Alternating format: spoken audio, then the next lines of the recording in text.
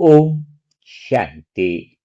मुरली द्वारा गहरे योग की तैयारी कैसे करें, 8 घंटा बैठने की के 7वें सेशन में आप सभी आत्माओं का स्वागत है। आज परमात्मा ने कहा है कि कर्मों पर अटेंशन रखना है। कोई ऐसे कर्म नहीं करने हैं जिससे सजा खानी पड़े। तो जब तक हमारा पूरा दिन कर्म सही नहीं होगा तो भला योग कैसे लगेगा। तो कर्मों पर अटेंशन क्या दी जाए, पूरा दिन क्या ध्यान रखा जाए तो हम 8 घंटा योग में लवलीन हो सकते हैं। अगर कोई एक दिन भी कर्मों पर अटेंशन रख ले तो उसके योग की अवस्था बहुत बहुत सुंदर बन जाती है। तो कल हमने देखा था कि मन जो है वो स्वतः ही पूर्ण है, वह अधूरा नहीं है। लेकिन संसार मुझे पूरा करेगा, यह अज्ञानता है। और उस अज्ञानता के वश जो कर्म होते हैं वो सारे पाप कर्म होते हैं। जो आत्माएं समझती है कि मेरा मन ऑलरेडी पूर्ण है, अनुभव करती है, वह कर्म निष्काम कर्म होते हैं, अर्थात भगवान तक ले जाने वाले कर्म होते हैं। निष्काम कर्म का अर्थ है बिना कामना वाले कर्म। बिना कामना वाले कर्म कौन कर सकता है? जिसको यह समझ क्लियर हो गई है कि मेरा मन तो ऑलरेडी पूर्ण है। लेकिन मैं आज जो है आपको कुछ बातें विशेष बताना चाहूंगा। अगर योग में बैठना चाहते हो, आज मैं कोई नया ज्ञान सुनाने वाली बातें नहीं करूंगा। आज परमात्मा की मुरली की वही बातों को गहराई में ले जाने की कोशिश करूंगा। आज हम सारी आत्माएं बीके भाई हैं, वो सच्चाई के सामने खड़े होने आए हैं जिससे आप बचने की आदत वर्षों से डाले हुए हो। आप सभी बीके भाई तो कह रहे हो कि हम भाई बीके हैं, हम ये है वो है। लेकिन सबसे बड़ा चक्कर क्या है? जब तक आत्मा स्वयं को धोखा देती रहती है तब तक तो योग संभव ही नहीं है। क्या आपको पता है आप स्वयं को क्या धोखा दे रहे हो? सबसे बड़ा धोखा संसार तुम्हें नहीं दे रहा है। यह योग के लिए समझना जरूरी है। यह लाइन अंडरलाइन करके लिखो। अगर योग करना है तो स्वीकार करो। यह स्वीकार भाव आज का होना चाहिए। मुरली का अर्थ ही है सच्चे रीति से स्वीकार भाव आए कि भगवान जो सिखा रहा है, जो कह रहा है, वो हम स्वीकार करें। और पहला स्वीकार आज यही आता है कि सबसे बड़ा धोखा संसार तुम्हें नहीं दे रहा है। सबसे बड़ा बड़ा धोखा बीके भाई स्वयं को देते हैं। सारे बीके भाई कहते हैं बाबा मेरा है, मैं बाबा का हूं।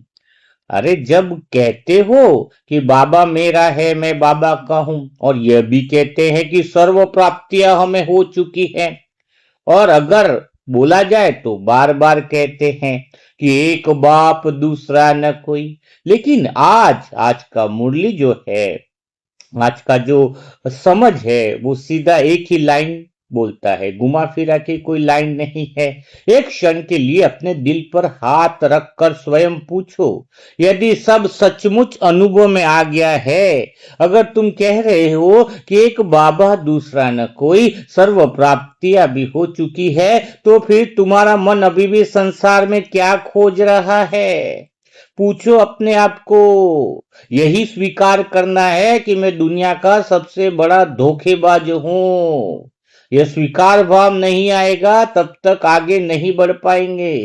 कौन तुम्हें आईना दिखाएगा? मुरली आईना दिखाती है, इतने कड़े शब्दों में कहती है ऐसे कर्म मत कर जो बाद में पछताना पड़ेगा। सबसे बड़ा कर्म है धोखा स्वयं को देना।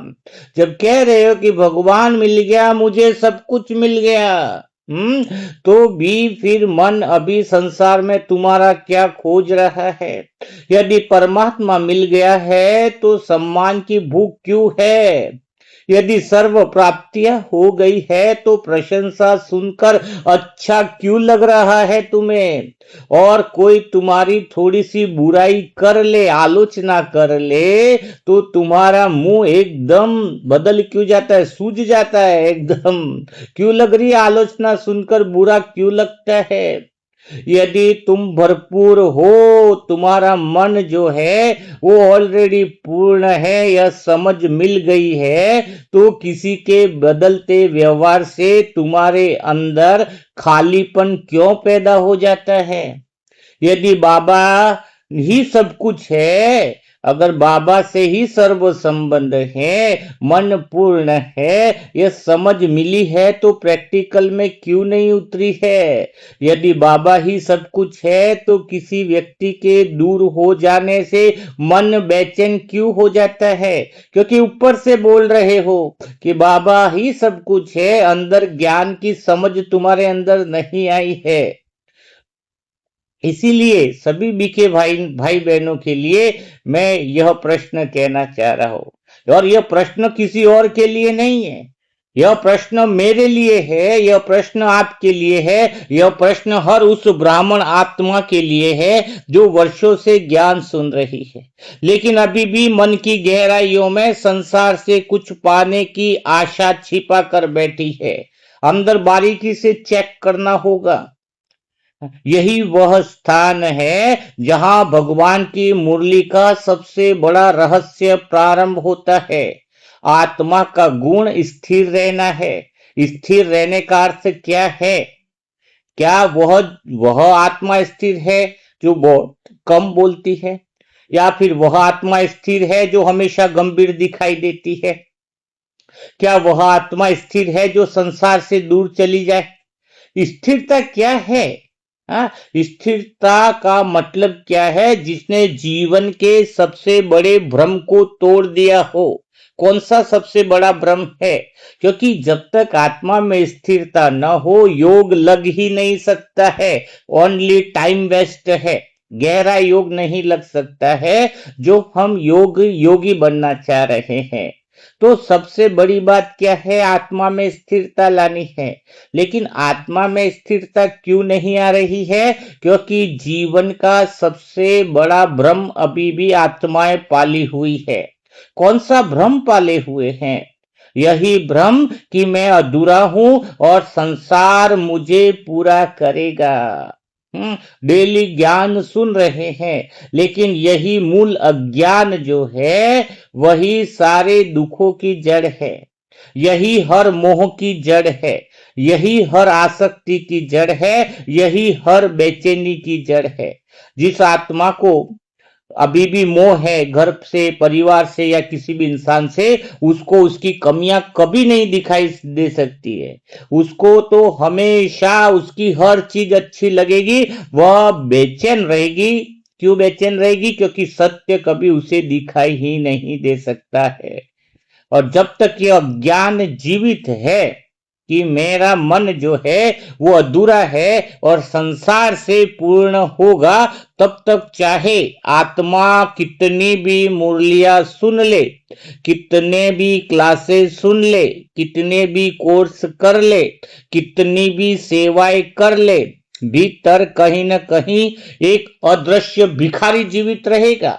भिखारी तो है जिसको अभी भी मन में संसार से चाह बाकी है, ये मिल जाए, वो हो जाए, वो बदल जाए। और हम तो देवता बनने वाले हैं, देने वाले बनने वाले हैं। तो देने वाले कब बनेंगे हम? जब तक हम यह समझ न पाए कि मेरा मन ऑलरेडी पूर्ण है, तब तक वो भिखारीपन के संस्कार, दुनिया से मांगने के संस्कार जिंदा रहेंगे। जो संसार के दरवाजे पर सुख मांगता रहता है, वह कभी सत्यता तक पहुंच नहीं पाता है। ध्यान से देखो, इस बात को समझने की जरूरत है मेरे प्यारे बीके भाइयों। मैं थोड़ा स्पष्ट इसलिए बोलता हूं क्योंकि भगवान का ही यह आदेश है, क्योंकि अब समय बिल्कुल नाजुक बचा हुआ है। है। अभी हजारों जन्मों से आत्मा एक ही तो गलती आई करती आई है ना। सोचो जरा, हम 63 जन्मों से कितनी गलतियां करते आ रहे हैं। कभी धन में पूर्णता खोजी, कभी संबंधों में खोजी कि संबंध मिल जाए तो मैं पूर्ण हो जाऊं, कभी परिवार में खोजी, कभी लगा कि बहुत अच्छा पद मिल जाए उसमें हम खोजते रहे, कभी सोचा कि समाज में प्रसिद्धि मिल जाए। हाँ, तो फिर क्या था, वही तो हम 63 जन्म से करते आए थे ना। लेकिन मेन बात क्या हुई है कि बाबा के बच्चे ज्ञान में आए तो वो खोज बंद नहीं हुई है। ऐसा नहीं हुआ ना। सबसे मेन समस्या जो है वह इस बात की है कि जो आत्माएं 63 जन्म से कभी धन में पूर्णता खोज रही थी, कभी संबंधों में खोज रही थी, कभी परिवार में खोज रही थी, कभी पद में खोज रही थी, कभी प्रसिद्धि में खोज रही थी, लेकिन ज्ञान में आई तो कई बार अब वही खोज सेवा के रूप में जारी है। कई सारी ब्राह्मण आत्माएं क्या कर रही हैं, लोग घर में सम्मान चाहते थे, अब सेवा में सम्मान चाहते। थोड़ी सी सेवा नहीं मिली, थोड़ा सा सम्मान नहीं मिला सेवा में, तो मुंह में बस नाराजगी आ जाती। ये कोई बीके भाई के लक्षण है। पहले लोग दुनिया से विशेषपन चाहते थे। हाँ, कई बार परिवार में विशेष समझा जाना चाहिए ये सोचते थे। पहले लोग नाम चाहते थे, अब कई बार आध्यात्मिक पहचान चाहते हैं। यहाँ के बीके भाई को थोड़ी इज्जत न मिले, बड़े भाई बहनों को भी इज्जत न मिले तो मानो पूरे योग और स्थिति बदल जाती है। तो फर्क क्या हुआ इस ज्ञान में आने के बाद? मैं ज्ञान में बहुत अच्छा हूं, मुझे समझ मिलनी चाहिए, मुझे सम्मान मिलना चाहिए। तो बस फर्क इतना हुआ कि वस्तुएं बदल गई, लेकिन खोज तो नहीं बदली ना। बाहर का रूप बदल गया है, लेकिन भीतर का ज्ञान वही रहा है। यही तो भगवान कहना चाहते हैं और यही तो मेहनत हो रही है कि तुम भीतर से बदलना शुरू करो। मन अभी भी यही मान रहा है तुम्हारा कि कुछ तो और मिल जाए और मैं पूर्ण हो जाऊं। बारीकी से चेक तो करो। ये सूक्ष्म चेकिंग ही जो है वो योग में लेकर के जाती है। यही तो कारण है, जब तुम्हारा मन सूक्ष्म चाहत रख रहा है तो इसी कारण ये जो कर्मेंद्रियां हैं, जो इंद्रियां हैं, वो विषयों की ओर भागती हैं। बहुत लोग सोचते हैं कि ये कर्मेंद्रिय बहुत शक्तिशाली है, लेकिन सच्चाई यह नहीं है। इंद्रियां अपने आप नहीं भाग रही है, उनके पीछे मन भाग रहा है। और मन क्यों भाग रहा है? देखो, इंद्रियां नहीं भाग रही हैं, इंद्रियां विषय के पीछे नहीं भाग रही है। इंद्रियों के पीछे कौन भागा रहा है? इंद्रियों के पीछे मन भाग रहा है। और मन के पीछे क्यों? क्या मन के पीछे ऐसी कौन सी चीज है जो मन को भगा रही है? वो विश्वास भागता है। और उस विश्वास के अंदर एक झूठ बैठा हुआ है कि मैं अधूरा हूं। जिस दिन यह झूठ टूट जाएगा उसी दिन इंद्रियों का आकर्षण आधा समाप्त हो जाएगा। आज जबरदस्ती हम करें कि हम विकार में नहीं चाहे, विकार को नहीं, काम विकार को छोड़ना चाहते, क्यों? विकार नहीं छूटेगा ना ऐसे। अंदर इंद्रियों में रस आ रहा है तुम्हें अभी भी, अंदर भीतर में कहीं ना कहीं सूक्ष्म बात बैठी हुई है कि विकार में मजा है। वो रस क्यों आ रहा है? क्योंकि तुम्हारा भगवान से वो पूर्णता वाला रस तुम नहीं ले पा रहे हो। मन अधूरा है तो कोशिश काम विकार को हटाने के लिए नहीं करनी है। जितना तुम काम विकार को हटाने की कोशिश करोगे उसके अंदर और उलझते जाओगे। जितना मोह को हटाने की कोशिश करोगे और परेशान होते जाओगे। इससे ज्यादा ध्यान, अटेंशन इस बात पर होना चाहिए कि मेरा मन पूर्ण है, भगवान से जुड़ा हुआ रहे। तो वो मन अगर पूर्णता का एक बार रस ले ले तो फिर चाह करके भी किसी कर्मेंद्रियों के आकर्षण में नहीं जाएगा। संसार को त्यागना, वैराग्य आना स्वतः ही हो जाए। जबरदस्ती संसार से वैराग्य लाना यह पुरुषार्थ नहीं है। स्वतः ही वैराग्य आ जाएगा, स्वतः ही वैराग्य आ जाएगा जब संसार की किसी भी चीज में रस ही न आए, कोई आकर्षण ही नहीं आए। यह बात बहुत ज्यादा समझने की है। जबरदस्ती से किया हुआ त्याग वापिस वही संस्कार लेकर के आता है। अगर तुम्हारा मन, तुम्हारी इंद्रिया विकारों के पीछे जा रही है, धन के पीछे, लोभ के पीछे, मोह के पीछे, अर्थात मन के अंदर वह सूक्ष्म भाव बैठा हुआ है कि मैं अधूरा हूं, तभी यह कर्मेंद्रियां बाहर ऐसी चीजों को खोजने में लगी है जो आपको पूर्ण कर दे। हाँ, यह अलग बात है कि वह पूर्ण कर नहीं सकती है। जब मन के अंदर इच्छाएं बांध करके बैठे हो तो तुम्हारे कर्म कामना वाले ही होंगे कि यहां से यह कामना पूरी हो जाए, वहां से वह कामना पूरी हो जाए। आज भगवान मुरली में क्या समझा रहा है? निष्कामना वाले कर्म हो जाए, यानी उस कर्म के पीछे कोई कामना बचे ही नहीं, कामना रहे ही नहीं, उसको कहेंगे निष्कामना वाले कर्म। निष्कामना वाले कर्म का अर्थ क्या है उसको समझना चाहिए। निष्कामना यानी सत्य के लिए किए हुए कर्म को निष्काम कर्म कहते हैं। जैसे कि मुझ आत्मा ने 4 को ज्ञान दिया, 5 को ज्ञान दिया, फिर अगले दिन फिर ज्ञान दिया। कोई जरूरी बात नहीं है कि वो सारे लोग ज्ञान में जुड़ जाए, जरूरी नहीं है कि वो सारे लोग ज्ञान में आ जाए, लेकिन मेरे अंदर भावना क्या होनी चाहिए? मैंने कर्म किसके लिए किया? मैंने कर्म सत्य के लिए किया है। किसके लिए किया है? उसके परिणाम आज नहीं तो कल स्वतः ही आते हैं, क्योंकि निष्काम भावना से किए हुए कर्म कभी वेस्ट नहीं जाते। इसको लिख लो, अंडरलाइन करो। लेकिन हम कर्म परिणाम के लिए नहीं कर रहे हैं, हम किसको शुभ भावना दे रहे हैं, हम किसी को जगा रहे हैं कि उसका मन जाग जाए, सत्यता का अनुभव कर ले, तो वो कर्म हम कर रहे हैं सत्यता के लिए।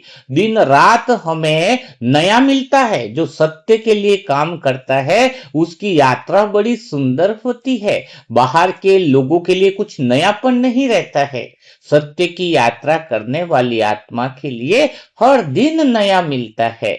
आप देखो, कोई बाहर वाला आत्मा, संसार वाली आत्मा कोई इच्छा करती है, यह इतना पैसा कमा लूं, कमा लिया, बैठ गया, कुल्लू मनाली घूम के आऊं, तो वो घूमा तो यात्रा पूरी। उनकी यात्रा क्षण क्षण में पूरी हो जाती है, लेकिन फिर थकान लगती है उनको। अब नया क्या करे? नया मिलता ही नहीं है, नया मिलता ही नहीं है। तभी तो कुछ न कुछ नया ढूंढने के चक्कर में कई लोग पहाड़ों से कूदते हैं कि डर डर को भी मजाक बना लिया है। कई लोग कूदते ना ऊपर से नीचे रस्सी बांध कर, कोई ऐसे ऐसे झूलों में घूमते हैं, कोई डर की कहानियां बनाते हैं। डर की कहानियां में भी मजा आ रहा है ना, कुछ नया करें।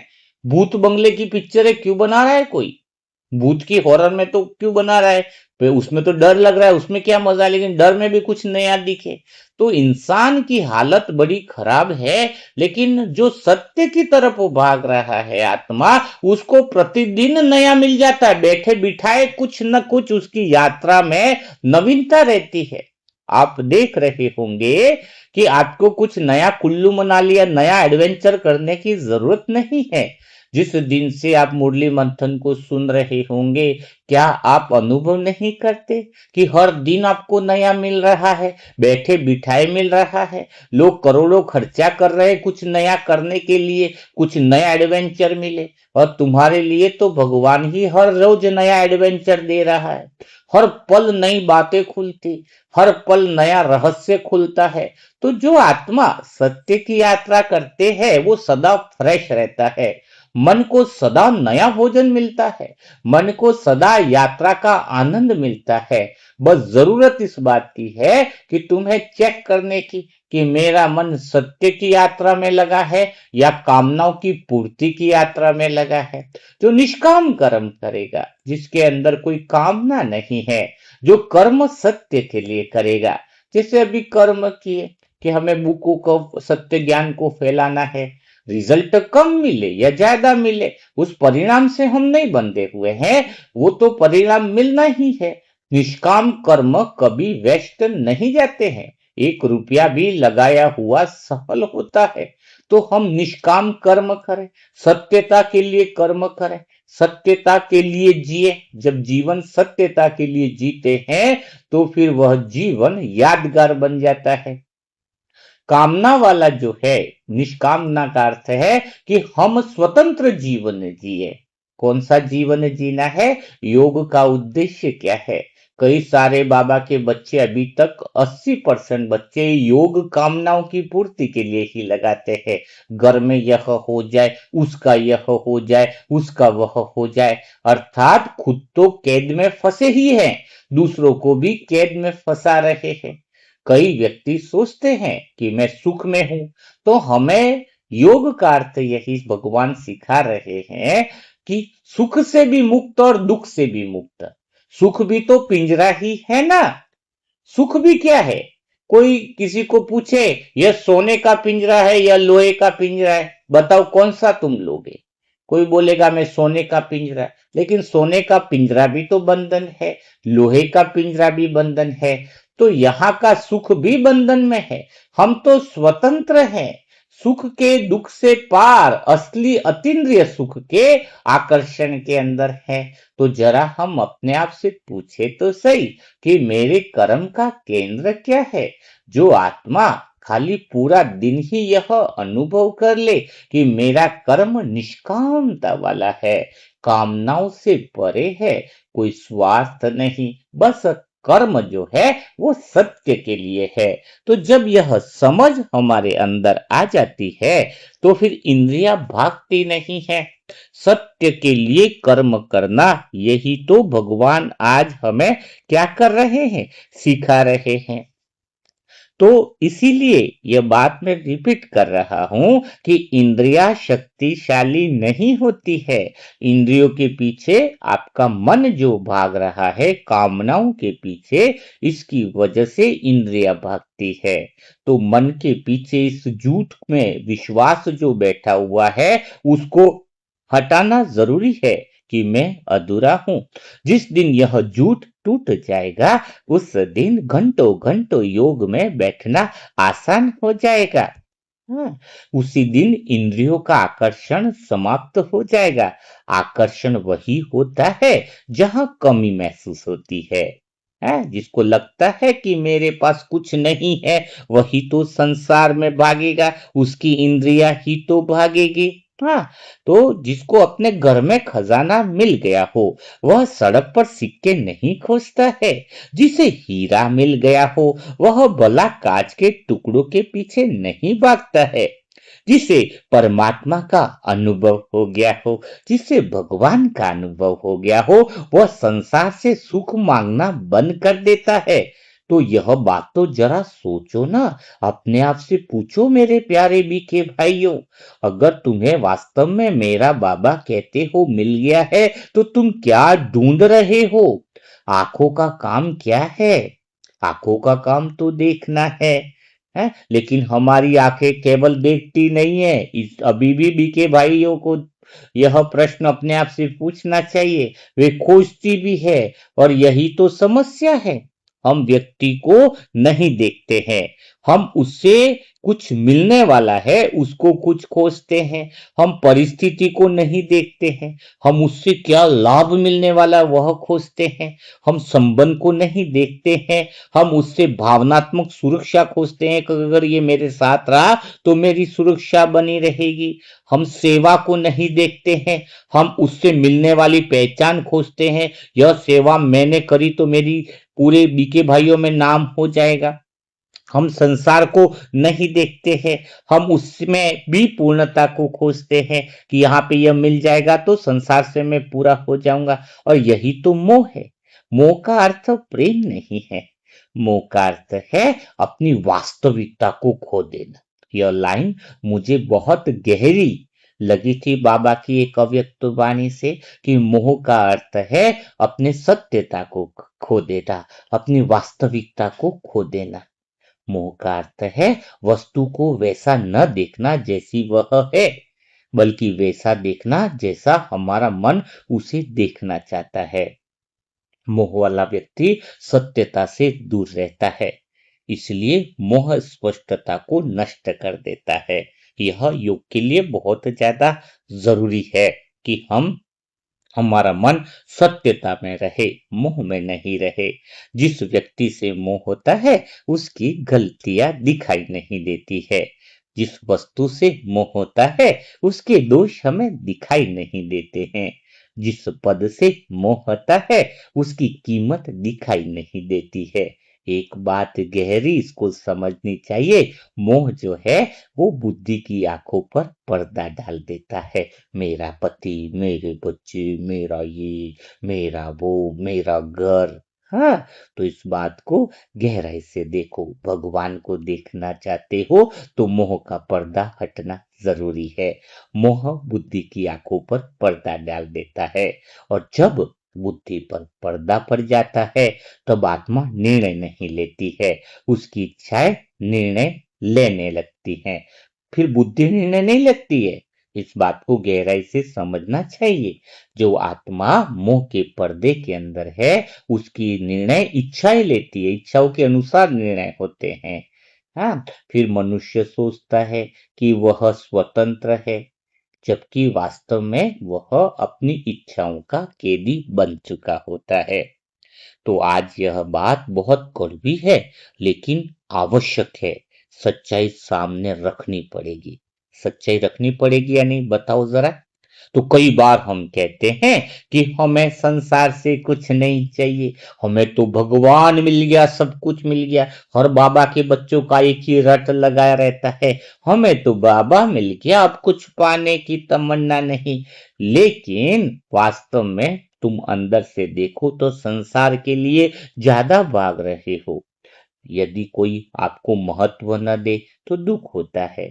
यदि कोई आपकी प्रशंसा न करे तो मन भारी हो जाता है। यदि कोई आपकी अपेक्षा के अनुसार व्यवहार न करे तो अशांति पैदा हो जाती है। इसका अर्थ तो निकालो, समझो तो जरा। इसका अर्थ यही है कि तुम्हारे भीतर कहीं न कहीं संसार से लेने की इच्छा अभी जीवित है। वही तो तुम्हें भगवान से मिलन नहीं मनाने देती है। वही तो तुम्हें भगवान से घंटों घंटों योग नहीं करने देती है। क्योंकि जहां लेने की इच्छा होती है ना, वहां पर क्या होता है, वहां पर वो आत्मा, वह मन सत्यता को देख नहीं पाता है। और जहां लेने की इच्छा नहीं होती है, वहां दुख भी नहीं होता है। यह बात आपको लिखनी चाहिए। कौन सी बात? कि जहां लेने की इच्छा नहीं होती है, वहां दुख भी नहीं होता है। दुख हमेशा वहीं पैदा होता है जहां अपेक्षा होती है। यही तो कारण है कि भगवान जो है हमें मुरली के द्वारा यही तो सिखा रहे हैं कि विषय जो है उस उस विचार से, उस चिंतन से हमारा पतन शुरू होता है। कौन सा पतन? कि हमें कुछ चाहिए, यह विचार धीरे धीरे बढ़ जाता है। हमारे अंदर पतन अचानक नहीं होता है। कोई आत्मा एक दिन में 16 कला से नीचे नहीं गिरती है। पहले एक विचार आता है कि मुझे अब नया टीवी लेना है, मुझे नया घर लेना है, ये नया कुछ करना है ना? पहले हम उस विचार को महत्व देते हैं, फिर उसके बारे में चिंतन शुरू होता है। फिर आसक्ति का अर्थ है कई बार बिना पूछे जो आसक्ति, उसको आसक्ति कहते हैं। फिर उस चीज के प्रति आसक्ति बनती है, इच्छा पैदा होती है, फिर उसके प्रति अपेक्षा बनती है, फिर भय भी आता है कहीं चली न जाए, फिर क्रोध भी आता है, मोह भी आता है, और फिर बुद्धि कमजोर हो जाती है। और फिर कहती है आत्मा, मेरा पता नहीं योग क्यों नहीं लग रहा है। लेकिन सच्चाई तो यह है कि तुमने भीतर में बहुत समय से कई सारी आसक्तियां पाल रखी थी। जब पहली बार मन ने किसी को, किसी विषय को महत्व दे दे, किसी इंसान को महत्व दे दे, किसी वस्तु को महत्व दे दे, तो उससे आसक्ति पैदा होती है और बुद्धि कमजोर हो जाती है। इसीलिए इंद्रियों का बाबा संयम जो कहते हैं योग के लिए, वह आवश्यक है। संयम का अर्थ लड़ाई नहीं है। संयम का अर्थ है बुद्धि की सुरक्षा है। आप कहोगे इंद्रियों का संयम करना तो हम डरते थोड़ी है, ऐसा नहीं है। संयम का अर्थ है बुद्धि की सुरक्षा है। जिस प्रकार कोई व्यक्ति अपने घर के दरवाजे बंद करता है तो वह कैदी थोड़ी बन गया, वह तो सुरक्षित बन जाता है। उसी प्रकार जो आत्मा अपनी इंद्रियों की रक्षा करती है वह कमजोर नहीं है, वह तो बुद्धिमान होती है। आज संसार स्वतंत्रता के नाम पर हर आकर्षण को स्वीकार करने की शिक्षा देता है, लेकिन बाबा समझाते हैं कि जो स्वयं को नियंत्रित नहीं कर सकता है वह स्वतंत्र नहीं हो सकता है। यह बात समझो, हमें नियंत्रण होना चाहिए, संसार में हमारी खोज बंद होनी चाहिए। यहाँ एक और बहुत बड़ा धोखा चल रहा है बीके भाइयों में। कई लोग सोचते हैं कि आध्यात्मिकता का अर्थ है इच्छाओं को दबाना है, लेकिन बीके भाइयों जरा सोचो जरा, दबाने से कुछ समाप्त नहीं होता है, जबरदस्ती दबाया नहीं जाता है, वो वापिस उठकर रिटर्न आता है। दबाई हुई इच्छा अवसर मिलते ही फिर बाहर आ जाती है। वास्तविक परिवर्तन आत्मा के ओरिजिनल संस्कार जो है वो तब होता है जब हमें बाहर के रस समाप्त हो जाते हैं। जब तक तुम्हें संसार स्वादिष्ट लगता रहेगा तब तक त्याग संघर्ष ही लगेगा, लेकिन सच में जिस दिन मन हमारा भगवान के प्रेम का स्वाद चख लेगा उस दिन संसार का स्वाद फीका पड़ने लगेगा। और यही वास्तविक वैराग्य है जो नेचुरल में आता है, जबरदस्ती नहीं आता है। वैराग्य का अर्थ क्या है? संसार से भागना नहीं है, वैराग्य का अर्थ है संसार से कुछ पाने की आशा का समाप्त हो जाना। जब यह स्थिति अंदर हो जाती है तब आत्मा स्थिति में स्थित हो जाती है। बात समझ में आई? और जो आत्मा स्थिर है वही तो योग लगा सकती है। आज ब्राह्मण जीवन की सबसे बड़ी चुनौती यही है। हम संसार छोड़ कर आए हैं, लेकिन क्या संसार की आशाएं भी छोड़ कर आए हैं? जरा पूछो न मेरे प्यारे भाई बहनों, क्या कि हम संसार को छोड़ कर आए हैं, लेकिन क्या संसार की आशाएं भी छोड़ कर आए हैं? हम घर से निकले हैं, लेकिन क्या मन की इच्छाएं निकली हैं? हम देह अभिमान को गलत कहते हैं, लेकिन क्या भीतर में सम्मान की भूख समाप्त हुई है? हम कहते हैं कि बाबा ही मेरा संसार है, लेकिन क्या वास्तव में हमारा मन भी यही कहता है? क्योंकि शब्द तो झूठ बोल सकते हैं, लेकिन मन कभी झूठ नहीं बोलता है। मन हमेशा बता देता है कि हमारा वास्तविक सहारा कौन है। जिस दिन आत्मा पूरी ईमानदारी से स्वयं को देख लेगी, उसी दिन परिवर्तन शुरू हो जाएगा। क्योंकि बाबा का यह संगम युग का जीवन का पहला कदम पूर्णता नहीं, ईमानदारी है। इसलिए भगवान सच्चाई, सफाई और ईमानदारी को महत्व देता है। अगर तुम 8 घंटा योग में लवलीन होना चाहते हो तो पहले यह स्वीकार करना होगा कि अभी भी कहीं न कहीं संसार से लेने की इच्छा जीवित है, अभी भी कहीं न कहीं अपेक्षा जीवित है, अभी भी कहीं न कहीं मान की भूख जीवित है, अभी भी कहीं न कहीं विशेषपन यानी कुछ विशेष मेरे को सम्मान मिले यह चाह जीवित है। जब यह स्वीकार हो जाएगा तो बाबा उपचार शुरू कर देंगे। तो आज बाबा हमें संसार छोड़ने के लिए नहीं कह रहे हैं, बाबा हमसे संसार के भ्रम को छोड़ने के लिए कह रहे हैं।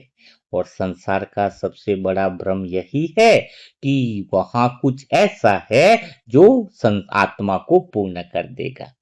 हाँ, यह सबसे बड़ा भ्रम है हमारा, यही सबसे बड़ी माया है कि संसार से कुछ मुझे ऐसा मिल जाएगा जो मुझे पूर्ण कर देगा।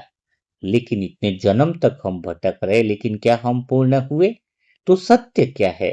सत्य ऑलरेडी यह है कि हम आत्मा भी पूर्ण है, हमारा मन भी पहले से पूर्ण है। पहले से शांति है, आत्मा पहले से प्रेम में है, आत्मा मन पहले से आनंद में है, भगवान पहले से मिल चुका है, अब खोज समाप्त होनी चाहिए। जिस दिन खोज समाप्त हुई उस दिन आत्मा स्थिर हो जाती है। जिस दिन संसार से उम्मीदें समाप्त होगी उसी दिन मोह टूट जाएगा। जिस दिन आत्मा समझ जाएगी कि मुझे कुछ पाना नहीं है, केवल सत्य को पहचानना है, उसी दिन योग सहज हो जाएगा। जिस दिन मन शांत हो जाएगा उसी दिन पहली बार आत्मा को अनुभव होगा कि मैंने भगवान को पा लिया। भगवान तुम्हारे सामने प्रकट हो जाएंगे। जब संसार की इच्छाओं का पर्दा हट जाएगा, भगवान सामने आ जाएगा।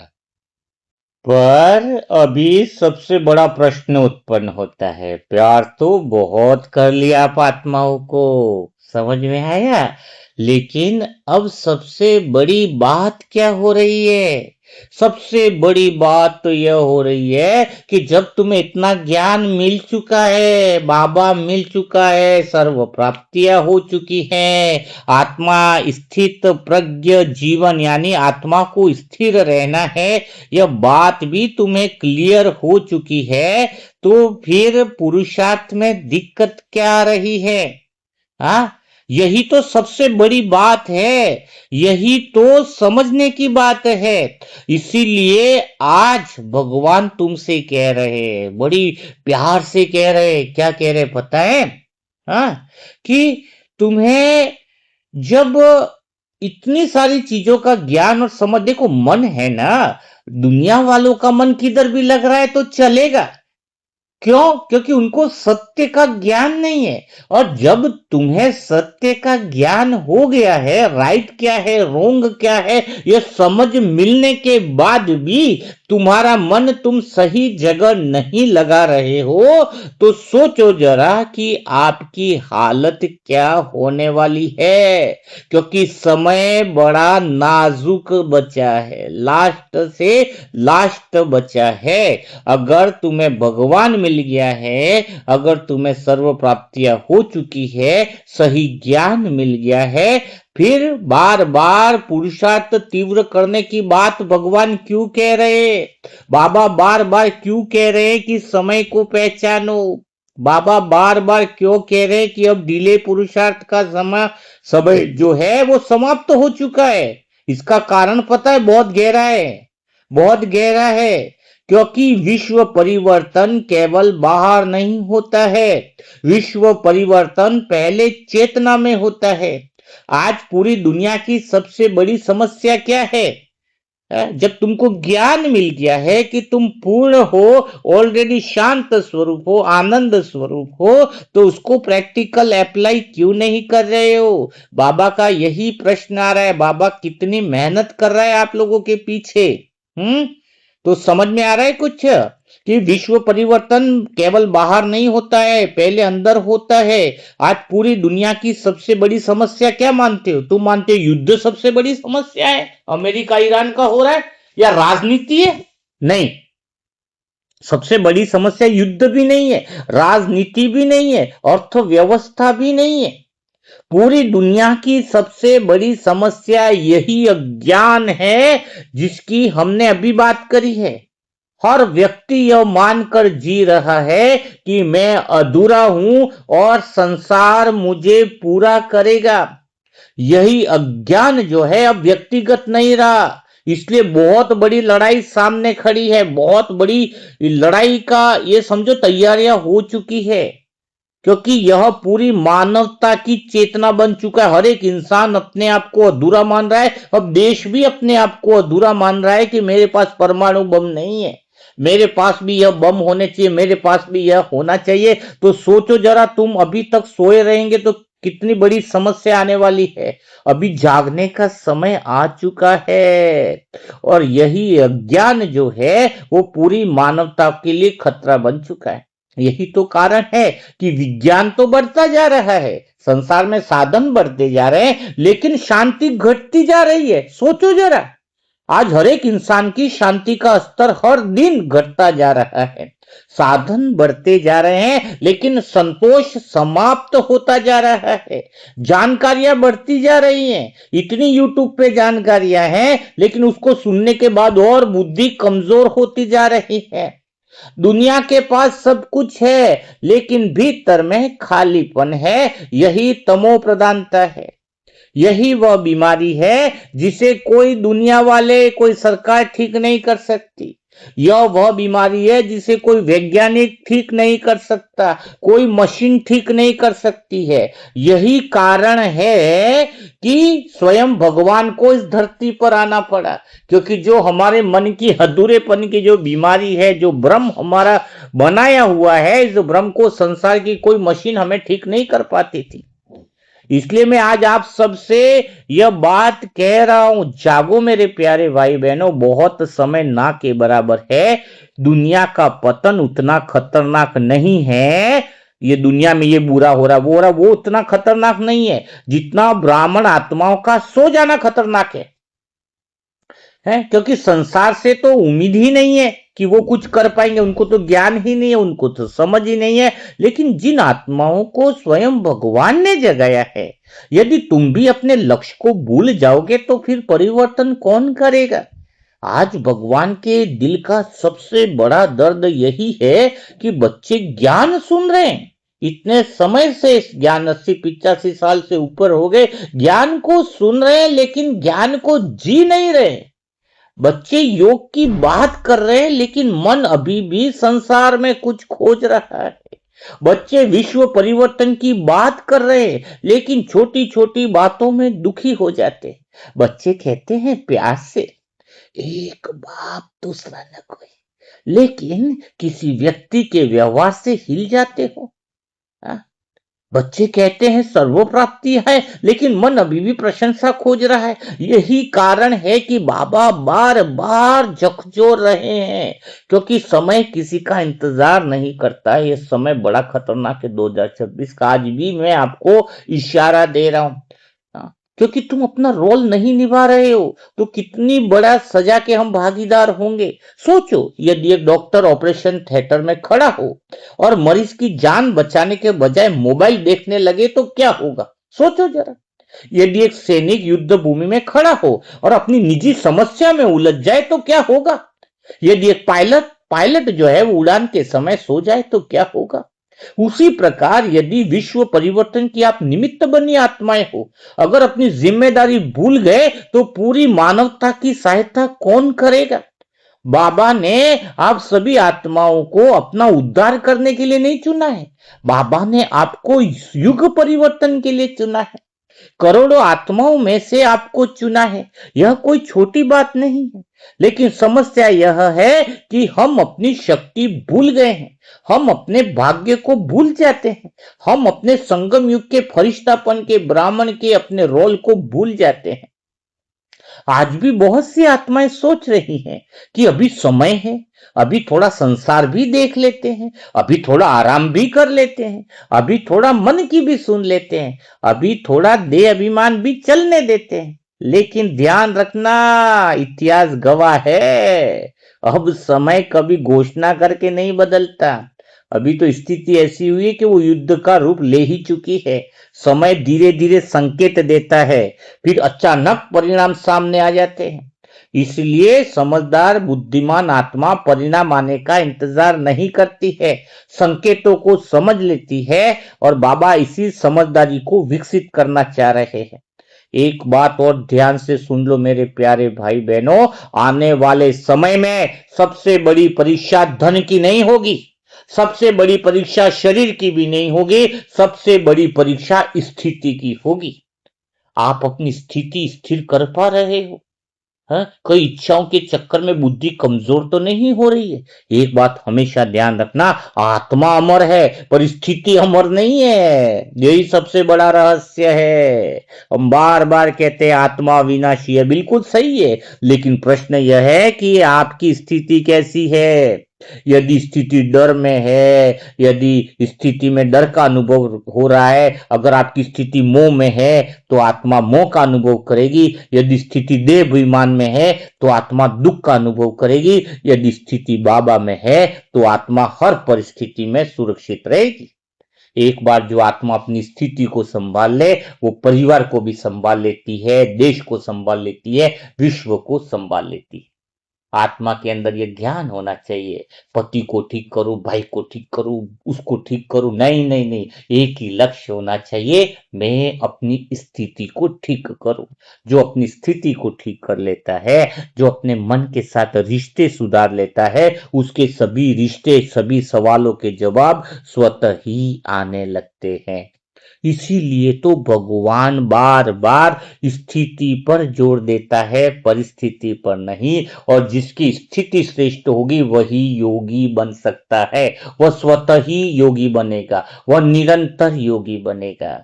इसलिए 7वां पार्ट है ना आज का, जिन्होंने पिछले पार्ट नहीं सुने वो कंटिन्यू सुन लो। तो हम अभी तो पूर्व तैयारियां कर रहे हैं, सोचो पश्चात के अंदर तो हम सीधा भगवान के प्रेम में लवलीन हो जाएंगे, क्योंकि हमारी बातों का जो लेवल है वो अलग होगा ना। फिर जो पूर्व तैयारी करेंगे उनके पश्चात में फिर अमृत वेला सब अलग होगा ना, समझ रहे हो? तैयारी के बिना नहीं हो सकता। तो इसलिए बाबा बार बार स्थिति पर जोर देते हैं, परिस्थिति पर नहीं। आज धरती को सबसे ज्यादा जरूरत ये ज्ञानवान लोगों की नहीं है ये लेके रैली लगाते रहो बाबा क्या। धरती को सबसे ज्यादा जरूरत इस समय जो है वो शक्तिशाली स्थिति वाली आत्माओं की है, क्योंकि सारी दुनिया में लगभग पता चल गया है कि ब्रह्मा कुमारी क्या है। लेकिन अब जरूरत किस लोगों की है? जिनकी स्थिति शक्तिशाली हो, क्योंकि एक जागृत आत्मा हजारों आत्माओं को प्रभावित कर सकती है। एक स्थिर आत्मा पूरे वातावरण को बदल सकती है। सोचो जरा, एक स्थिर आत्मा, एक आत्मा की स्थिरता है वो पूरे वातावरण को बदल सकती है। एक फरिश्ता आत्मा अपने कंपन से, वाइब्रेशन से लोगों को शक्ति दे सकती है। सब काम स्वतः ही होते हैं। मैं अपने खुद का निजी अनुभव आपको इसलिए बता रहा हूं ताकि आपको बहुत मजा आए। मैं आत्मा हर चीज में बहुत ज्यादा स्थिरता का गुण मेरे अंदर बहुत रहा है। मुझे कोई परिस्थिति, कोई चीज का प्रभाव जो है वो पहले जो पड़ता था उससे भी बहुत कुछ डिफरेंट हो गया है। बिल्कुल स्थिरता है अंदर, कर्मेंद्रिय बाहर की तरफ कुछ खोजती नहीं है, संसार में कोई आकर्षण बचा नहीं है। लेकिन वो जो स्थिरता है अपने अंदर, हाँ, वो सुबह से ही हो जाती है, अमृत वेला से ही वो स्थिरता आ जाती है जो पूरा दिन बनी रहती है। तो एक फरिश्ता आत्मा जो होती है वो लोगों को शक्ति दे सकती है। तो आप स्थिति पर काम करो कि मन को बिल्कुल ऐसा कर लो कि मैं ऑलरेडी पूर्ण हूं, तो संसार से मुझे कुछ आशा नहीं है। आज स्वयं से पूछो, क्या मैं अभी भी लोगों से कुछ चाहता हूं? क्या मैं अभी भी परिस्थितियों से कुछ चाहता हूं? क्या मैं अभी भी सम्मान चाहता हूं? क्या मैं अभी भी विशेष व्यवहार चाहता हूं? यदि उत्तर हाँ है तो अभी तुम्हें योग की पूर्व तैयारियां करनी चाहिए। बार बार पिछले लेसन 1 से 7 तक जो किए हैं उसको सुनना चाहिए, क्योंकि स्थिर आत्मा जो है वो संसार में रहती है लेकिन संसार से कुछ मांगती नहीं है, वह देने आती है। और विश्व परिवर्तन हमेशा देने वाली आत्माओं ने किया है, लेने वाली आत्माएं विश्व परिवर्तन नहीं कर सकती है। यही कारण है कि भगवान आज कह रहे, उठो, जागो, अपने लक्ष्य को याद करो, अपनी जिम्मेवारी को याद करो, अपनी शक्ति को पहचानो। तुम कोई साधारण आत्माएं नहीं हो, तुम वह आत्माएं हो जिनके लिए स्वयं भगवान आया है। तुम वह आत्माएं हो जिन्हें विश्व परिवर्तन की जिम्मेदारी दी गई है। तुम वह आत्माएं हो जिन्हें भविष्य का स्वर्णिम संसार बनाना है। इसलिए अब छोटी छोटी बातों में उलझने का समय नहीं बचा है। अब यह सोचने का समय नहीं है कि किसने क्या कहा। अब यह देखने का समय नहीं है कि किसने सम्मान दिया और किसने नहीं दिया। अब यह देखने का समय नहीं है कि लोग मेरे बारे में क्या सोचते हैं। अब तो केवल एक प्रश्न बचता है कि बाबा मेरे बारे में क्या सोचता है। एक ही बात तो सोचो कि भगवान मेरे बारे में क्या सोचता है। यदि बाबा यह देखें कि उसका बच्चा हर परिस्थिति में अड़िग है, हर परिस्थिति में निडर है, हर परिस्थिति में संतुष्ट है, हर परिस्थिति में सेवा में तत्पर है, तो यही सबसे बड़ी सफलता है। यार यदि कोई बच्चा संसार की प्रशंसा मांग रहा है तो देह अभिमान में, तो वो सफलता नहीं है। इसलिए आज अंतिम संकल्प करो, अंतिम संकल्प जो आपको योगी बना दे कि मैं संसार से कुछ लेने नहीं आया हूं, मैं संसार को कुछ देने आया हूं, मैं परिस्थितियों का शिकार नहीं बनूंगा, मैं माया के बहानों में नहीं फंसूंगा, मैं अपने समय को पहचानूंगा, मैं अपने पुरुषार्थ को तीव्र करूंगा, मैं अपने मन को बाबा का बनाऊंगा, मैं अपनी बुद्धि को बाबा जैसा चाहता है वैसा बनाऊंगा, मैं पूर्णता का अनुभव करूंगा, पूर्णता की बातें करूंगा, मैं अपनी पूर्णता की ऊर्जा को विश्व परिवर्तन के लिए समर्पित करूंगा। क्योंकि संगम युग में उन्हीं आत्माओं को याद रखा जाएगा, इतिहास उन्हीं को याद करेगा जिसने समय की पुकार सुन ली हो, और जो समय की पुकार सुनकर भी सोए रहे हो वे इतिहास के दर्शक बन गए। बाबा हमें दर्शक नहीं निर्माता बनाना चाहता है, समझो जरा। अभी ब्राह्मण संसार सोया हुआ नहीं है, मेन प्रॉब्लम है ब्राह्मण आत्माएं सोई हुई हैं, आधी जगी और आधी नहीं जगी है। प्रॉब्लम इसलिए है, संसार इसलिए नहीं बदल रहा है क्योंकि हम पूर्णतया जगे नहीं है। पूर्णतः हम जगे नहीं है, तो यही तो सबसे बड़ी बात है? यही तो सबसे बड़ी बात है। जो आत्मा जग जाती है ना, जो आत्मा भगवान में जग जाती है ना, उसको महसूस होने लगता है, उसको उसकी बातें भगवान से कुछ अलग ही होती है।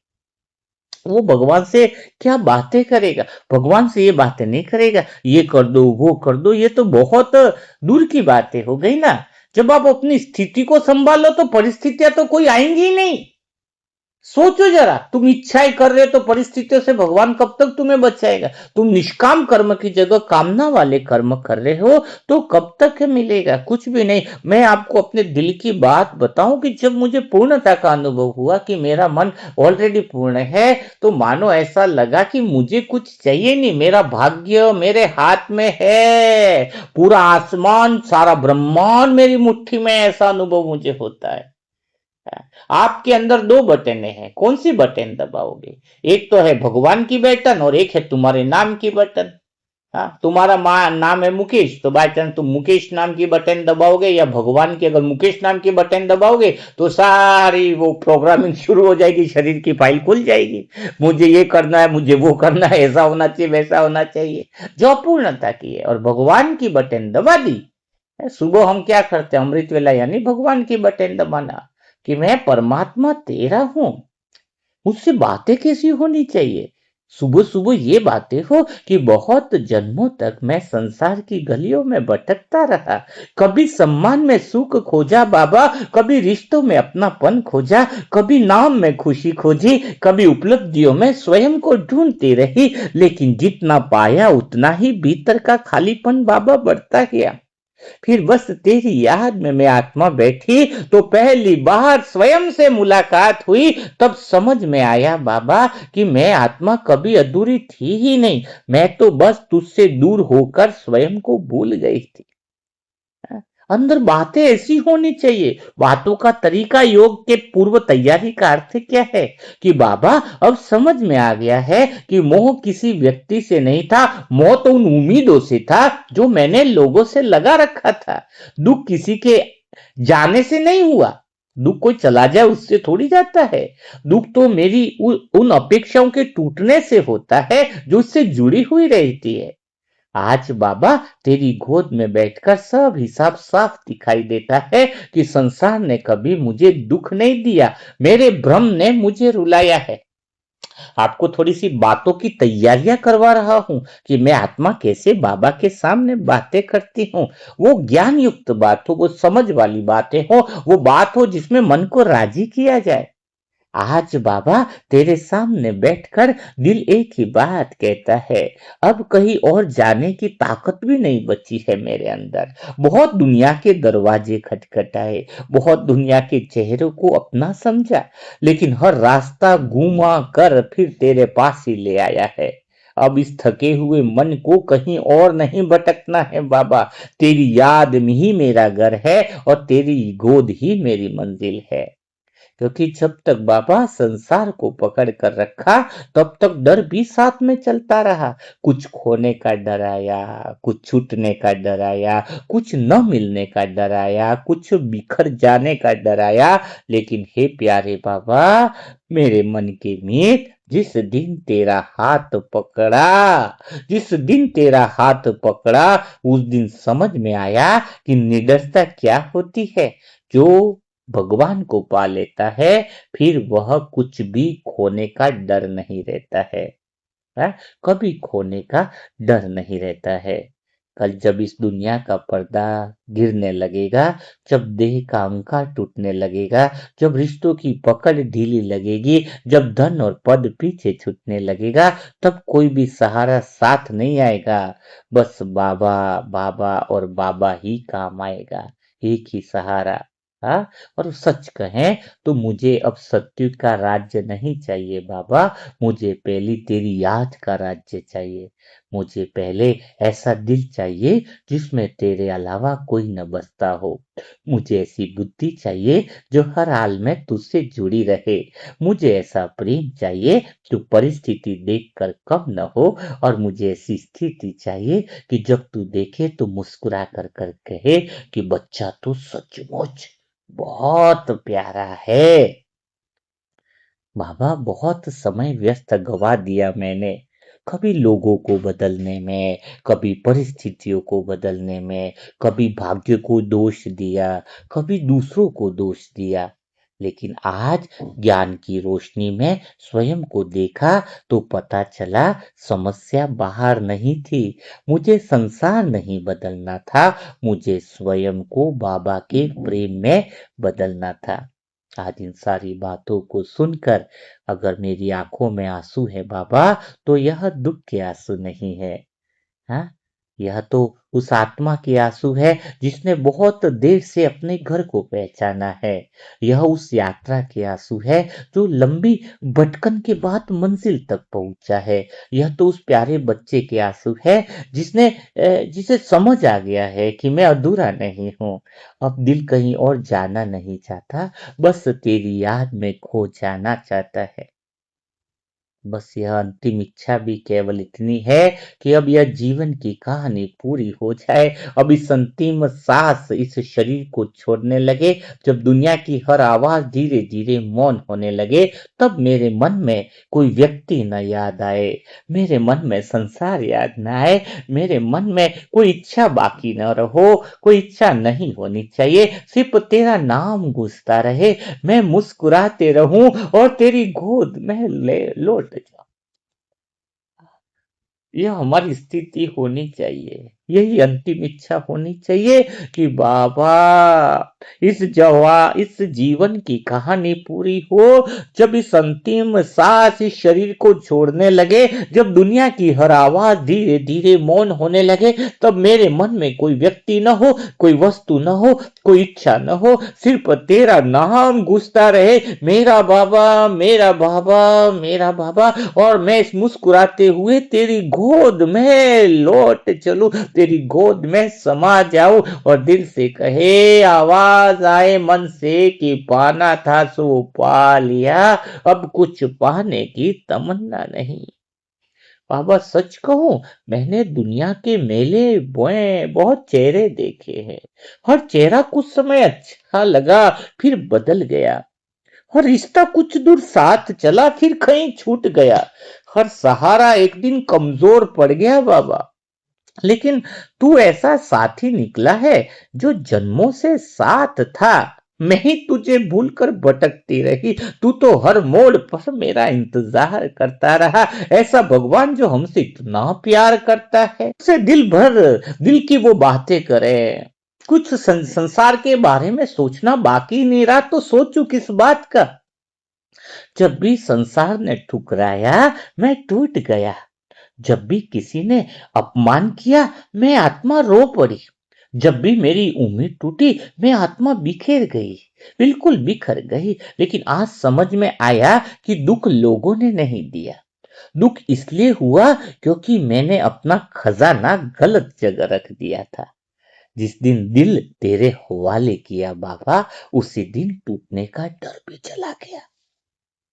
बाबा सच कहूं, अब यह दिल किसी रिश्ते का भूखा नहीं है। अब यह दिल किसी सम्मान का प्यासा नहीं है। अब यह दिल किसी प्रशंसा का याचक भी नहीं है। अब तो केवल एक ही अभिलाषा है कि तेरी याद इतनी गहरी हो जाए कि संसार सामने खड़ा हो और मन फिर भी तेरी चरणों में, तेरी याद में बैठा रहे। बाबा बहुत अजीब है ये दुनिया बाबा। बहुत अजीब है ये दुनिया बाबा, जो आज अपना कहती है, कल एक पल में पराया कह देती है। जो आज सराहती है, कल आलोचना कर देती है। जो आज पास होती है, कल दूर चली जाती है। लेकिन भगवान, तू कभी नहीं बदला। तू कभी दूर नहीं गया। न कभी मुझसे नाराज हुआ, न कभी छोड़ा। सच्चा अपना कौन है, आज मुझे समझ में आया है। कभी कभी सोचती हूँ मैं आत्मा बाबा, अगर तू जीवन में नहीं आया होता तो शायद मैं आत्मा भी भीड़ का एक हिस्सा बनकर रह जाती। दुनिया की दौड़ में दौड़ती रहती और अंत में खाली हाथ लौट जाती। तेरा धन्यवाद कि तूने मुझे जगाया और स्वयं से मिलाया, इस भ्रम को दूर किया कि मैं आत्मा अधूरी नहीं। पापा, संसार की सबसे बड़ी गरीबी धन की नहीं होती है। संसार की सबसे बड़ी गरीबी तेरे प्रेम के बिना जीना है। जिसके पास सब कुछ है लेकिन तू नहीं, वो भीतर से भी गरीब है। जिसके पास कुछ भी नहीं लेकिन तेरा प्रेम है, वह तो सबसे बड़ा भाग्यवान है। आज तेरी याद में बैठी हूँ बाबा, और पीछे मुड़कर जीवन को देख रही हूँ। बाबा, आज तेरी याद में बैठी हूं मैं, और पीछे मुड़कर जीवन को देख रही हूँ। कितनी चीजों के पीछे मैं आत्मा भागी, कितने सपनों के पीछे मैं आत्मा भागी, कितने लोगों के पीछे भागी। लेकिन सच्चा सुख तो वहीं मिला जहां भागना बंद हुआ और तुझे देखना और पाना शुरू हुआ। अब मेरे मन की दौड़ बंद हो गई है। अब तो तू ही तू दिखता है। जब मन ने ठहरना सीख लिया तो तुझे देखने की आदत सी पड़ गई है। अब तेरे अलावा और कुछ भी देखने की चाहत नहीं, संसार से कुछ भी इच्छा बाकी नहीं रही। अब समझ में आ गया है बाबा, सुख वस्तुओं में नहीं था, शांति परिस्थितियों में नहीं थी, प्रेम लोगों में नहीं था, शक्ति पदों में नहीं थी। यह सब तो मेरी आत्मा के भीतर ही था। मैं केवल बाहर खोजने की गलती कर रही थी। जब दुनिया सो रही होती है बाबा, और मैं आत्मा तेरी याद में बैठती हूँ।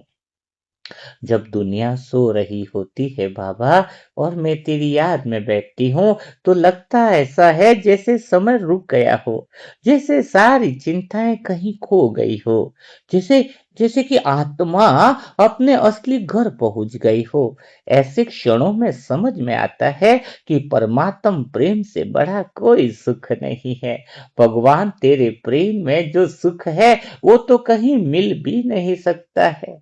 अब तो मुझे लोगों को साबित नहीं करना है बाबा। अब मुझे स्वयं को भी साबित नहीं करना है। अब तो केवल तुझे राजी करना है।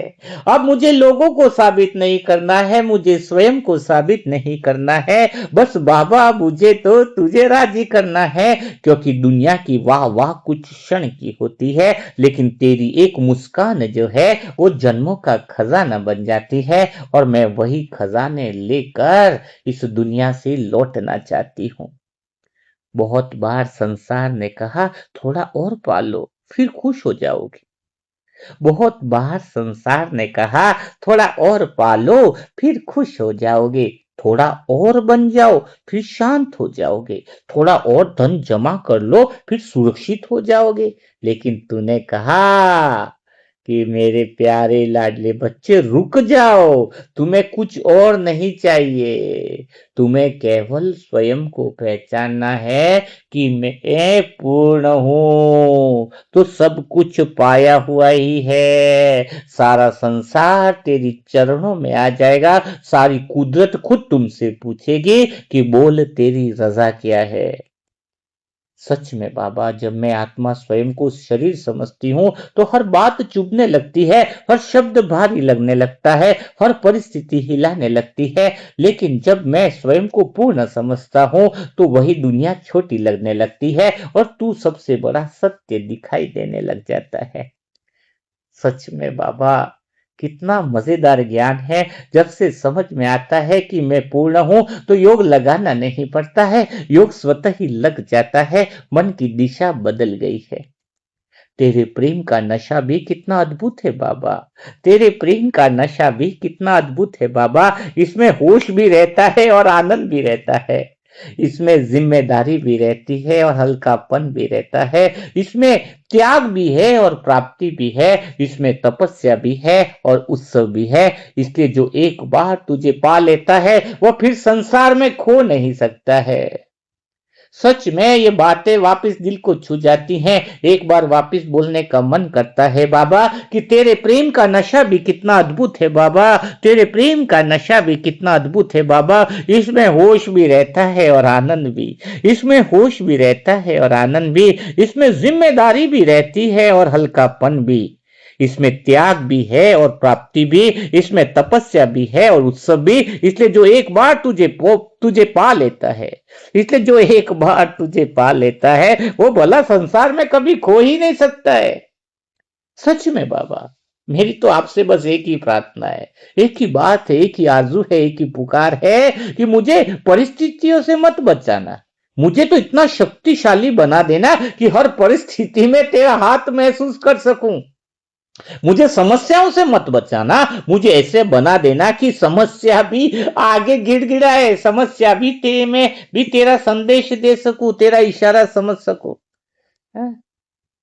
लोग अपने जीवन की कमाई गिनेंगे, कोई अपने रिश्ते याद करेगा। जब अंतिम समय आएगा ना इस दुनिया में, तो अंतिम समय आएगा बाबा, तो लोग अपने जीवन की कमाई कमाई गिनेंगे। कोई अपने रिश्ते याद करेगा, कोई अपनी उपलब्धियां याद करेगा। लेकिन मैं चाहता हूं कि उस समय मेरी स्मृति में केवल एक ही चित्र हो, और वह है तेरी मुस्कुराती हुई सूरत हो, वो याद हो, वो लम्हे हो, वो पल हो कि जो मैंने तेरी याद में बिताए। वो सेवा हो जो मैंने निष्काम कर्म से लोगों को निस्वार्थ तरीके से उनके लिए दुआएं करी। मेरे अंतिम समय में वो बिताए हुए क्षण हो जो मैंने तेरे साथ बिताए। वो अमृत वेला हो, वो जागती हुई रातें हो जिसमें मैंने तेरे साथ प्रेम की बातें करी। मुझे और संसार की उपलब्धियां नहीं चाहिए, संसार का धन नहीं चाहिए, संसार का कोई मान सम्मान नहीं चाहिए। मैंने जीवन भर सच में बाबा लोगों से प्रेम मांगा और बदले में अपेक्षाएं मिली। मैंने दुनिया से अपनापन मांगा और बदले में शर्तें मिली। लेकिन बाबा, जब तेरे पास में आत्मा आई ना, तो पहली बार ऐसा प्रेम मिला जिसमें केवल देना ही था, लेना कुछ भी नहीं था। आह, सच में बाबा, आप आपके अलावा अब दिल नहीं करता, क्योंकि तूने कभी ये पूछा ही नहीं कि मैं कितना योग्य हूं। तूने कभी यह भी नहीं पूछा कि मैं कितनी बार इन विकारों में घिरा हूं। तूने हर बार केवल हाथ बढ़ाया और कहा, बच्चे फिर से चलो। यही बात है, यही तो तुम्हारे प्रेम की बाबा विशेषता है, जो सबसे बड़ी महानता की लगती है। यदि मैं आत्मा मुस्कुरा रही हूं ना, तो बाबा परिस्थितियों की वजह से नहीं। यदि मैं आत्मा शांत हूं तो दुनिया की वजह से नहीं। यदि मैं आत्मा आज हल्की हूं ना, तो किसी उपलब्धि की वजह से नहीं। यह सब तो तेरे प्रेम का चमत्कार है बाबा। संसार ने मुझे हजारों बातें सिखाई, लेकिन जीना नहीं सिखाया। संसार ने मुझे मुझे तुलना करना सिखाया, प्रतिस्पर्धा सिखाया, कंपटीशन करना सिखाया, लेकिन संसार में मुझे किसी ने संतोष के साथ रहना नहीं सिखाया। संसार ने मुझे पैसा कमाना सिखाया, लेकिन शांति नहीं सिखाई। ये सब तो बाबा यहाँ पर मुझे मिला है, यह इस ज्ञान से मिला है, इस समझ के साथ मिला है। बाबा अब जीवन का सार समझ में आ गया है कि न कुछ लेकर आया था न कुछ लेकर जाऊंगा। जो कुछ भी सचमुच मेरा है वह केवल मेरी स्थिति है। यदि वह स्थिति मेरी तुम्हारी याद में स्थिर हो जाए तो यही जीवन की सबसे बड़ी उपलब्धि है। आज कितना क्लियर हो गया है बाबा। समझ में आ गया है कि मुझे अपनी स्थिति पर ही ध्यान देना है। ध्यान देना है। अब मुझे कहीं भी नहीं भटकना है। अब मुझे समय आ गया कि अब समय आ गया है। चल पड़ना है शिव साधन की ओर। बहुत भटक लिया संसार की राहों में। बहुत खोज लिया उन जगहों पर जहां वह कभी था ही नहीं जिसे तू खोज रहा था। अब रुक जा और अपने आप से एक प्रश्न पूछो कि जिस शांति को पाने के लिए आप इतना दौड़ रहे थे, क्या वह सचमुच कहीं खो गई है? हाँ? मन तो पहले से शांत है। हाँ? खाली याद और स्मृति की जरूरत है। इसलिए अपने मन से आज कहती हूँ मैं बातें की, हे मन क्यों भटकता है रे तू शांति की तलाश में। जिसे खोज रहा है वो बैठी है तेरी सांस में। बाबा आज मैं अपने मन से कहती हूँ कि हे मन क्यों भटकता है रे तू शांति की तलाश में। जिसे खोज रहा है वह बैठी है तेरी हर सांस में। तूने बादलों को देखकर सूरज खोया मान लिया। तूने बादलों को देखकर सूरज खोया मान लिया। तूने कुछ बेचैन पलों को अपना सच मान लिया। चल अब लौट चल जहां मौन तेरा इंतजार कर रहा है। जहां शांति कोई मंजिल नहीं तेरी पहचान बन कर बैठी है। पूर्णता मन जो है ऑलरेडी पूर्ण है और हम संसार में इसको ढूंढ रहे हैं। तभी तो बाबा मैं अपने मन को कहती हूँ कि तू टुकड़ों में खुद को देखता रहा इसलिए हर तरफ कमी दिखाई दी।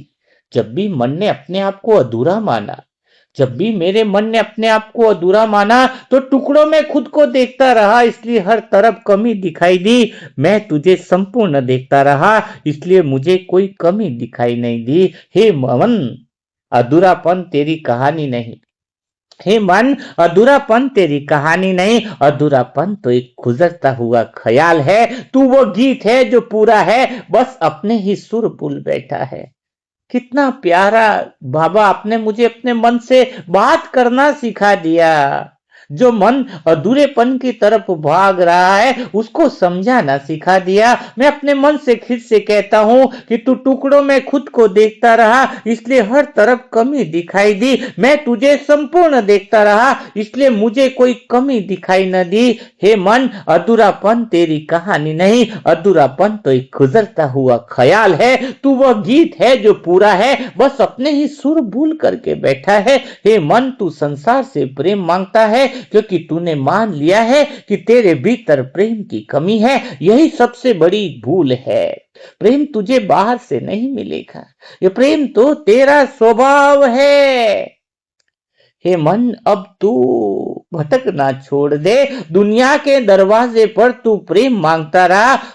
हर बार थोड़ी उम्मीद थोड़ा दर्द मिला। जब भीतर की ओर देखा तो एक अद्भुत रहस्य खुला कि मैं प्रेम खोज नहीं रहा था। मैं स्वयं प्रेम का मास्टर सागर हूँ। मैं कटोरा लेकर बाहर खड़ा था और भीतर तो अमृत का झरना बह रहा था। सोचो जरा कितना गजब है। हाँ? मन से बातें करो तुम प्यार भरी। मन को बोलो कि तू मौसम बदलने में लगा रहा। मैं तुझे आकाश बनाना चाहता हूँ। हम अपने मन को पूर्ण बनाना चाह रहे हैं तो मन से बातें कैसी होनी चाहिए। मेरे दिल के उद्गार जो रहते हैं मैं अपने मन से कैसी बातें करूं वो वैसे हम योग कराएंगे आपको। पूर्ण पूर्व तैयारी चल रही है तो पश्चात के अंदर। लेकिन प्रैक्टिकल में बातें क्या होनी चाहिए, हम अपने मन से प्यार भरी बातें करें, उसे याद दिलाएं कि तू मौसम बदलने में लगा रहा। मैं तुझे आकाश बनाना चाहता था। तू लहरों से लड़ता रहा। मैं तुझे समुद्र दिखाना चाहता था। सोचो जरा। हाँ?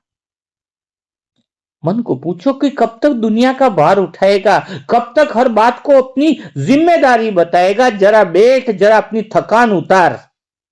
हाँ? हे मन तू रथ खींचने वाला नहीं, तू तो यात्रा का साक्षी है।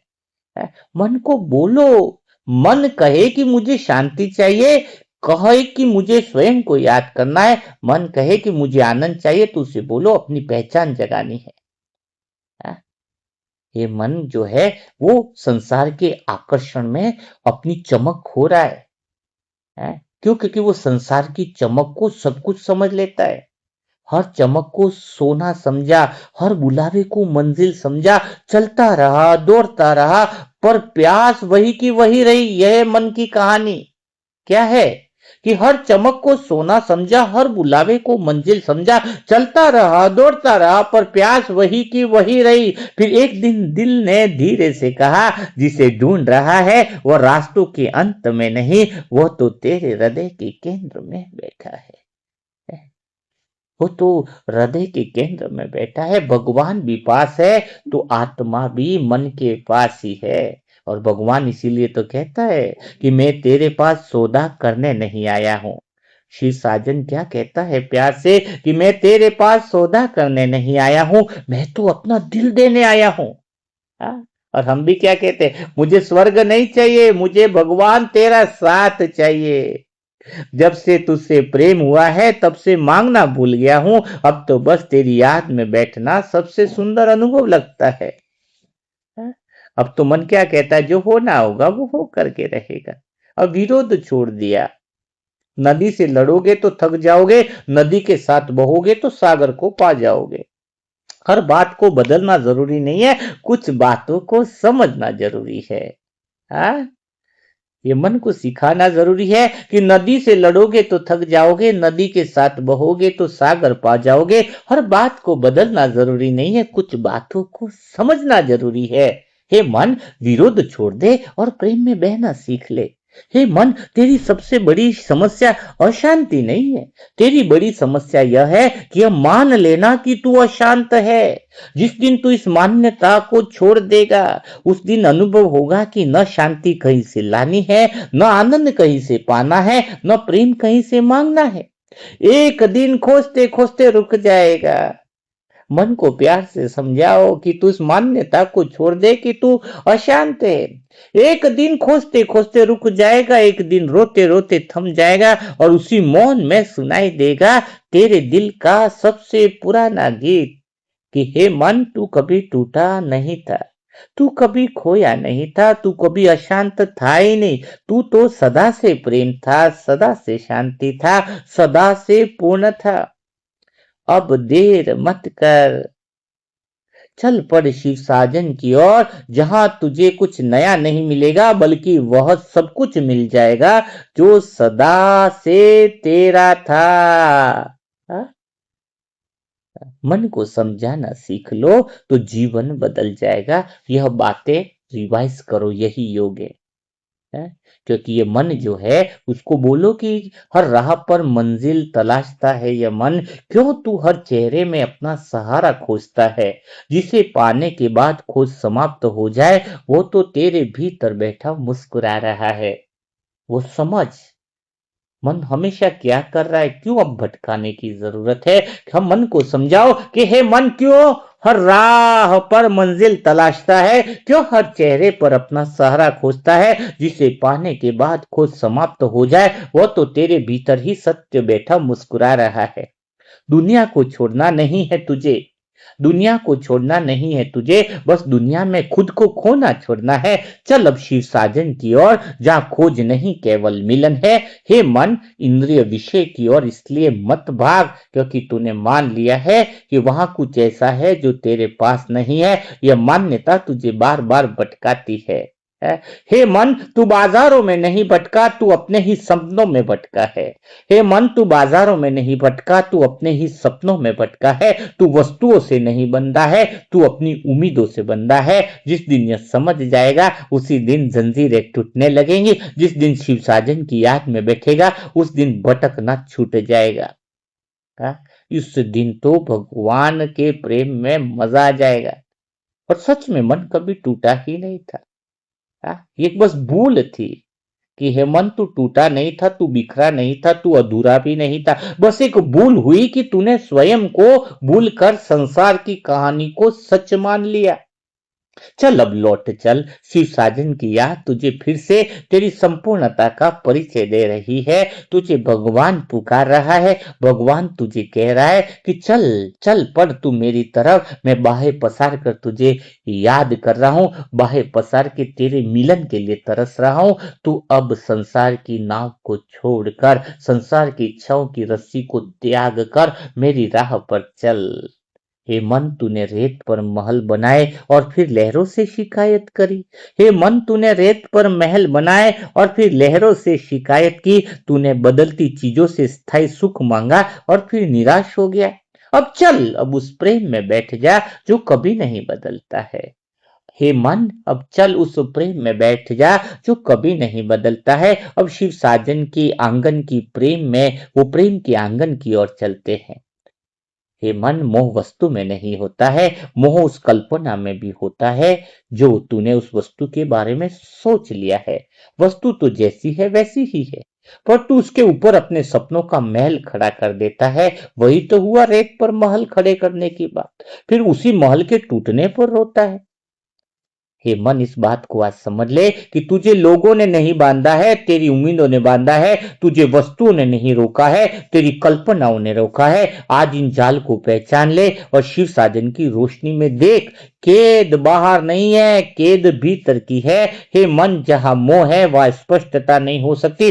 चाहत की धुंध सत्य को छिपा देती है। जिस चीज को पाने की जिद होती है उसे हम सही रूप में देख ही नहीं पाते हैं। इसलिए पहले मोह हटता है, फिर सत्य दिखाई देता है। हे प्यारे मन, जब चाहत का कोहरा छा जाता है तो सत्य का सूरज दिखाई नहीं देता है, पर जैसे जैसे धुंध हटती है वैसे जीवन जीवन साफ होने लगता है। अब अंत में यही कहूंगा कि हे मन, भाग मत लौटा। संसार से नहीं, अपने आप से मिल जा। जहां शांति तेरा इंतजार कर रही है, जहां प्रेम तेरा इंतजार कर रहा है, जहां शिव साजन तेरी राह पर खड़े हैं। हे मन, क्या भगवान कह रहा है कि हे मन, भाग मत लौटा।